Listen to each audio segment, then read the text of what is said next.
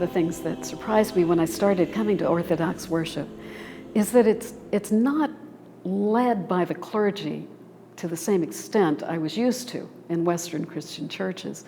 That much of the worship is actually led by the choir, that the hymns that we sing, they aren't like hymns in a hymnal that have 4 verses and the lines rhyme. An Orthodox hymn is usually about a paragraph long, and it's chanted.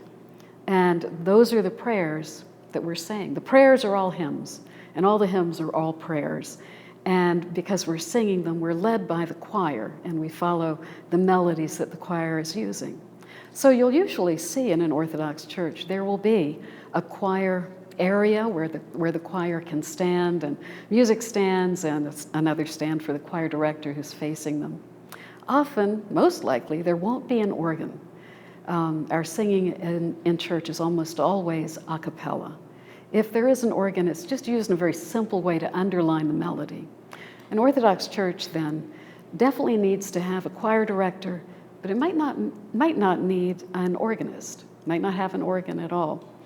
So you'll see in one area of the church, the choir stand set up for the choir, which take a pretty strong role in actually leading worship, in vocalizing all of the responses that the people have. You might find that also there's another area in the church where there's just a couple of music stands, and perhaps a stand that has shelves and liturgical books in it. And this would be the Chanters stand. Yes, we have separate groups of choir, people that lead the worship during a large service.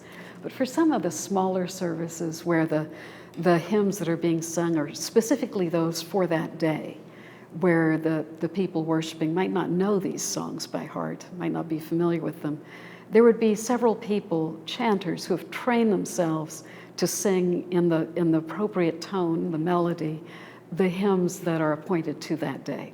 So you might come into worship on an evening vesper service and see there's no choir, but instead at the chanter's stand there are 2 or 3 or 4 people who are going to chant the services, the special hymns for that evening. So you wouldn't be surprised if you come in an Orthodox church and you see 2 different areas where there are music stands. One is for the choir, the other is for the chanters.